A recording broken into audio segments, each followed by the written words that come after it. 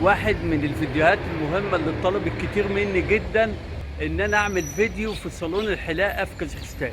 يا ترى ايه هي اسعار الحلاقة في كازاخستان؟ في فيديو النهاردة هاخدكم في جولة داخل محل حلاقة في كازاخستان. خليني اوريكم الدنيا عاملة ازاي والاسعار عاملة ازاي. بصوا يا جماعة دوت واحد من صالونات الحلاقة مشهورة جدا دوت. زي ما انتم شايفين ده قريب جدا من جرين بازار. المدخل بتاعه من هنا كده. ده طبعا هوريكم الحجز بيبقى من جوه عامل ازاي واسعاره عامله ازاي. طبعا عشان تيجي مكان زي كده لازم بتبقى حاجز قبلها. Здравствуйте. Здравствуйте, доброе утро. Здравствуйте, доброе утро. هنا يا جماعة ده بيبقى فيه ريسبشن هنا، بتدفع هنا في الفلوس، بس طبعا بعد ما بتحلق. طبعا أول ما بتخش هنا بتبقى في عندك هنا أماكن بتحط الجواكت بتاعتك. هنا لازم بتشيل الجاكيت أو كلام زي كده. وطبعا من جوه هنا دوت بتبقى فيه مكان كامل للحلاقة. ده من هنا كده. بصوا بقى، طبعا هدخل اخدكم في جوله كده. طبعا دي صالونات الحلاقه اللي في كازاخستان، حاجه كده محترمه زي ما انتم شايفين، عاملينها بديكورات حلوه قوي. وطبعا قاعده كده تحس ان يعني شقه كبيره، مش صالون حلاقه. طبعا عاملينه بطريقه شيك قوي. ده من هنا كده. طبعا في عدد كبير زي ما انتم شايفين. هنا كده طبعا مكان اللي هو الغسيل، اللي هو الشعر، الحاجات ديت. وفي اكتر من مكان. طبعا الجميل هنا ان عاملين المكان بسيط بس بديكورات حلوه.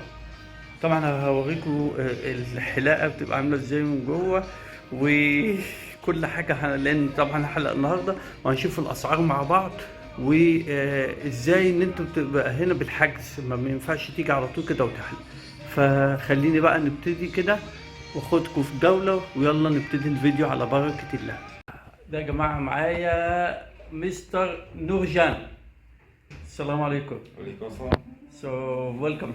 So مستر نورجان يا جماعه هيبتدي بقى يحلق لي شعر. طبعا زي ما انتم شايفين الشعر عامل ازاي. اول حاجه طبعا بيعملها غسيل للحلاقه.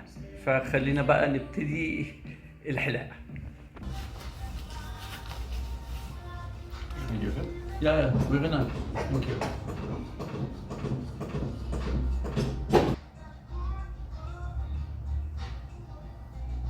طبعا زي ما انتم شايفين هو بيبتدي يظبط الشعر الاول، وبعد كده هيبتدي يحلق.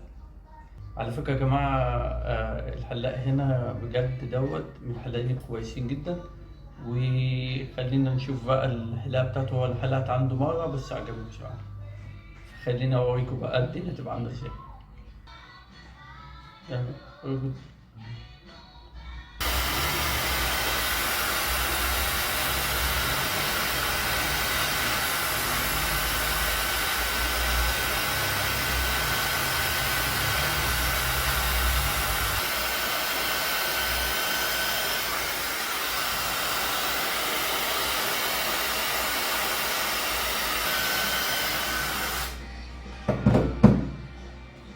طبعا زي ما انتم شايفين، طبعا اول حاجه عمل موضوع غسيل الشعر، وبعد كده بيلم الشعر زي ما انتم شايفين، وبعد كده بيبتدي بقى يجففه، وبعد كده يبتدي يحلق الحلاقه الواحده اللي انا عاوزها.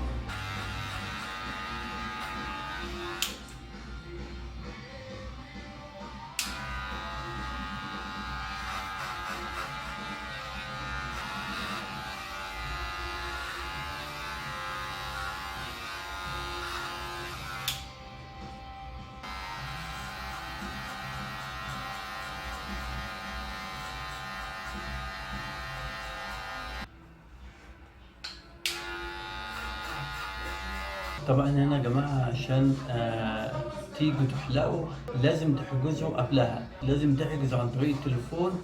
بتحجز ان انت تيجي مثلا في ميعاد معين، وطبعا دي على حسب الحلاقين المتاحين في الوقت اللي انت بتطلبه. زي ما انتم شايفين هو عامل الجوانب الاول، وعمل الجزء اللي هو من الخلف. هو كده هيشتغل في الجزء اللي فوق من الاعلى بقى، اللي هو الجزء التثبيت مع بقية الحلقة زي ما انتم شايفين. خلينا نشوف النتيجة مع بعض تبقى عاملة ازاي. بالنسبة يا جماعة للحلاقين هنا، في مش كل الحلاقين طبعا بيتكلموا انجليزي او بيفهموا انجليزي، بس الحلاق هنا بيفهم انجليزي. يعني لو انتوا قلتوا له على الحلقة اللي انتوا عاوزينها بالانجليزي ما عندوش اي مشكلة، بيفهم انجليزي ويعرف يتعامل معاكم، فدي برضو حاجة كويسة. صالون الحلاقة هتلاقوه قريب جدا من الجرين بازار، ودي برضو حاجة ممتازة.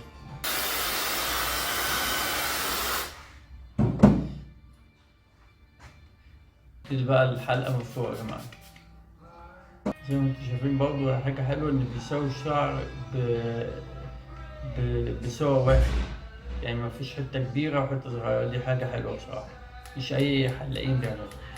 وطبعا عمور عندي في البلد عندي تحت، سلامي كبير لعمور، لو شاف الفيديو ده سلموا عليه كتير، أو بسلم عليك عمور، وحشني. فأنا قلت نعمل فيديو كده بسيط من كازاخستان على الحلاقة. طبعا أنا بحب الشعر الطويل بصراحة، بس للأسف عشان مجال الشغل اللي أنا شغال فيه ما بينفعش يكون أسيب شعري طويل، لكن في العادة أنا بحب الشعر طويل. بس اهو مضطرين بقى الحياة. صحيح يا جماعة، اكتبوا لي في التعليقات أيهم أفضل معايا، الشعر الطويل ولا الشعر القصير؟ يا ريت تكتبوا لي في التعليقات أنهي الأفضل بالنسبة لي، مستني تعليقاتكم على الموضوع ده.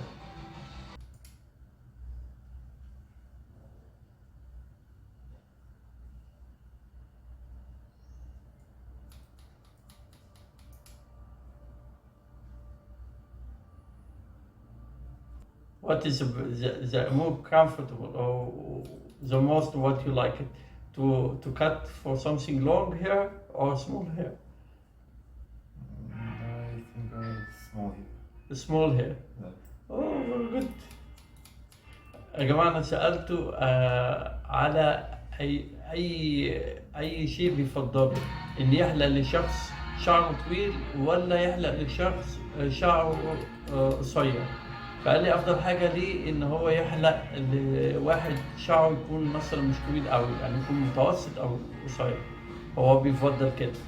بيحاول طبعا يسوي كل الشعر من فوق على أساس ما يبقاش فيه حتة طويلة وحتة قصيرة.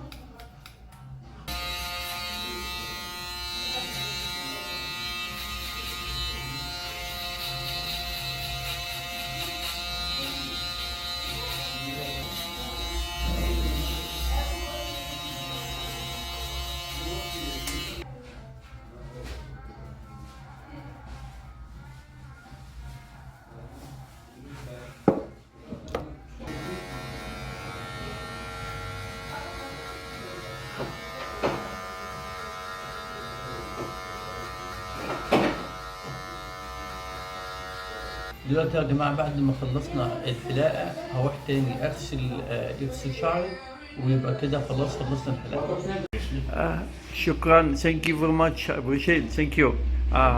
He is really very good person. Thank you.